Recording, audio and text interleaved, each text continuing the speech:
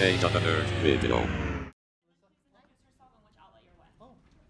My name is Rama from ramascreen.com. Melissa, big fan of yours. So you talk a bit about this I guess passion project, or what inspired it, and why do you pursue this, The Watcher in the Woods? So The Watcher in the Woods was a movie, 1981, Disney, with Betty Davis, and I was obsessed with it. And I watched it over and over again with my sisters and my family. And when we were doing Sabrina, Heartbreak Films, mainly this woman right here, was constantly looking for projects for us to do on our summers off from the show. And so this was one of the projects she knew was just something I was a fan of. And she would have been perfect for Jan when she was 20. I would have been great for Jan. And so she was constantly trying to find projects for us to do on our off time. This was one of them, and she tried to track down the rights for 17 years and finally got Disney to give us the rights to do it. And so she, but at this point I was too old to play Jan and too young to play Mrs. Aylwood, so I although she really wanted to play Mrs. Aylwood with prosthetics. Oh, that's right, I did. It would have cost us a fortune. I was like, entire budget. Like, I was thinking about Winona Ryder in Edward Scissorhands and how great she was as yeah, but how much herself older. But she was only in that makeup for like one day. Yeah, that's true. This would have been 9 days. This would have been the entire movie. I was gonna play the mom, and then I was like, I really don't want to have to act and direct, so let's not do that. So we ended up finding a wonderful woman to play the mom, and I didn't have to do it. Thank you. This is for anyone or everyone, but especially Mr. Abbott. This is Abbott. I'm sorry, so sorry, Mr. Abbott. In looking to reimagine, I like that choice of words, reimagine this and not copy it. What were some things you were looking for as strengths or as something that you definitely wanted to keep? / what did you want to maybe not avoid, but definitely maybe go back to the source material in the novel for? A couple of things. Well, the first thing I wanted to preserve was the story itself. It's based on a 1976 young adult novel by Florence Engel Randall, and the 1980 movie does a nice job of telling that story. But it's a gothic story. It's really a ghost story. The one thing that I didn't want to preserve from the 1980 movie, or wanted to deviate from, was the ending of the 1980-81 movie. It goes a bit sci-fi. There's an alien involved, and it I won't say cracks the genres, but it begins to mix them a little. I wanted to tell it as a straight gothic story, and to that end, I thought the biggest concern I had was who is the Watcher, what was the Watcher, what did they want, and why. Another thing I wanted to observe was tone. I wanted it to be a straight gothic story, and as a lot of horror reboots or retellings happen these days, they tend to splatter a lot of blood. And I didn't want it to be a tale full of blood. I wanted it to be a tale of suspense, of shifting reality in your mind. And I thought the book did a good job of that. And one thing I wanted to keep from the book that we've talked about it, and I think Melissa can talk more articulately than I can, but in the book, the forest, the woods are a very real character, more than they are in the 1980-81 movie. And I wanted to go back to that, the woods being a character in and of themselves. Yeah, I think that one of the things Scott did that was so great was the family. He really preserved that family aspect, and as a director, trying to find those moments between sisters or between the lost Karen Aylwood, Mrs. Aylwood and Jan, and like keep those relationships, really highlight those and make those important, and then have the Watcher be his own character. And that is the one major difference. Well, the two differences I would say actually with this movie is exactly what Scott just said, that it's a ghost story, not a sci-fi. I think also that you have, well, I don't know what my second one was. I just went, I'm getting confused. The woods as a character? The woods as a character. So having the woods be a character and giving the Watcher, making the Watcher different. So in this movie, the Watcher is very different than the original movie or the book. Because the book does lean towards that sci-fi thing. But I think that's what got muddled in the first movie, and that's why Disney had so many problems with the original and having to redo the ending so many times, is because it was always confusing or it didn't play right. And so I think that he did an amazing job of streamlining the story and making it clear who the Watcher is, what it wants, and what's going on. So we kept it a true ghost story. And that's what was important. And what was really difficult for me directing was, and I'm sure for Scott writing also, was you trying to make it a ghost story. In this day and age, you're watching all these movies and I was trying to just find inspiration and research and whatnot, and it was hard to find movies that were just ghost stories, that aren't so scary and so, that have something going on, but you don't know why it frightens you, but it frightens you. So I watched things like The Others and The Orphanage and a lot of Hitchcock. And it was hard to find them though. I kept like, just, what's a ghost story? I would talk to anyone, like, what's your favorite ghost story?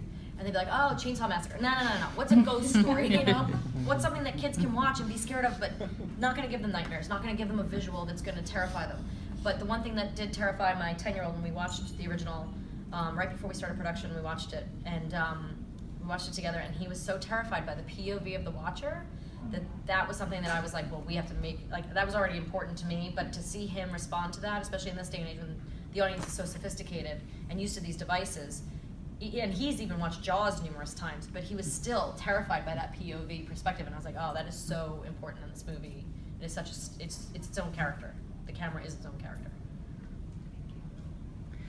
Obviously, the first film resonated with a lot of fans and everything. What do you feel about your version is going to resonate the most with fans after viewing it? Oh gosh, I think kind of what I just said. I think I think that feeling you get when you just you get scared, almost like a roller coaster. You get scared, but then you're like thrilled by it, and you're not like, oh, I wish I could unsee that. It's very much that feeling you get inside when you just jump and you don't know why you're jumping, but you're jumping because there was a loud noise and something crashed and the light went on or whatever. Yeah, there are no heads severed in this. No, there's no blood. blood. No splash. There's a dirty pond. But there's some really scary moments. Yes. That would, if you're. But I really think people are going to go away with the characters. I think that they'll fall in love with Jan and with Mark. I think the two lead characters, the two teens, are so lovable, beautiful, talented. They're just, people are going to want to be them. They're going to, I think kids are going to want to look up to them, and I think that it's really going to be one of those movies like the original was, where families can sit down together and watch it. Do you think it's what you don't see, almost, that can be scarier? Well, that's it. The shifting of reality. What's real and what's not. I did an adaptation of Rosemary's Baby a couple years ago for NBC, and the master of that is Ira Levin. I'm sure no stranger to you. But he was the shifting of reality, what's real and what's not. And I think to echo Melissa and Paula, that's why I think it will resonate with audiences, because you're putting characters you care about in jeopardy. And if you're going along with the ride for them and you're really scaring them on an emotional level, they'll love you forever. Now, Melissa, this is kind of like your first horror movie as a director. Have you gotten the bug? Do you want to do more horror films?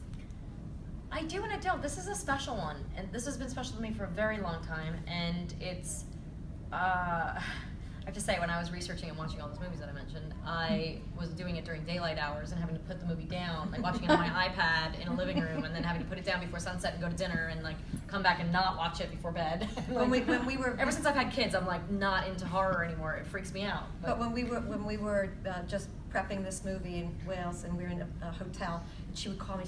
Can you come up and sit with me while we watch the rest of this movie? I can't watch The Orphanage, like that movie. Oh gosh. But it was it was a lot of fun, and I would definitely love the opportunity to do it again. The first thing I ever directed outside of Sabrina or like a kids show was a short film called Mute, which is now on iTunes. I finally figured out how to do that. And it's my sister. It stars my sister and Emily Deschanel. Gary Marshall has a little appearance in it.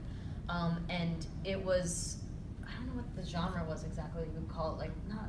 It was a black comedy, actually. Yeah, it was a black comedy. So it's it takes place at a wedding, and this little sister who's She's deaf just and evil. mute wants to kill her sister at her own wedding. So that was really fun and storytelling for me. But it was also a movie that was kind of confusing, and I kind of wanted audience to come away from it going, "Wait, what just happened?" So this felt like the next step from that, even though it's been 10 years. But the next one, we're working on another independent feature called Thicker. That's kind of a warped, maybe more Quentin Tarantino. Yeah, it's got that kind of feel, which I'm a big fan of his stuff. So it's not outside of the realm of stuff I enjoy. It's just outside the realm of what people know me for. Yeah. Great. Hi, I'm Leanne Gradwell from Rubens Ramblings. Can you talk a little bit about the casting process? You've got Angelica Houston, and then you've obviously got some talented newcomers playing the kids. Can you talk a little bit about that process? Good. Well, when we work on projects like this, we put together wish lists. Who do we want? What do we think? So on top of my list was Angelica Houston, and she said yes. I mean, that was fairly simple. We had a First, yeah. fantastic script. Sent it off to her, and she's like, "Yeah, I'll do this." And we were like, "Oh my God, okay, that's great." And then I freaked out. Yeah, because now I have to direct her. But the rest of the cast, we did casting in London, and even some of the day players are people from Downton Abbey and Doctor Who, and because we filmed in Cardiff, but we cast in London, and like it was just An amazing cast. They were all so easy to work with. Everyone gave 110%. It was But amazing. everybody auditioned, Yep. and no matter how small the part was or how big the actor was, they all auditioned. And we had the original, so in our movie, his name's, the teenage boy is Mark, but in the original it was Mike. And the guy who played Mike was Benedict Taylor, and he plays John Keller in this movie. So he plays one of the older characters that saw Karen disappear. But he was So in the original. we have He a told little us some really nostalgia. interesting stories about shooting The with Betty original. Davis and Yeah. and some of the things he had to say about it. We almost got Kyle Richards, but we didn't. Well, we didn't go that way. We decided to go in a different direction for the mom. Now, you guys have done so much together as mom and daughter duo. What is something that you guys have learned from each other? Oh, I've never been asked that before. Yeah, me neither. I guess I learned to stand up for myself because she was always standing up for me, and then there were days when I was on sets that she wasn't on, and I had to do it myself. Like the earmuff story. What's the earmuff Oh, story? I didn't tell that to this group. That was the last group.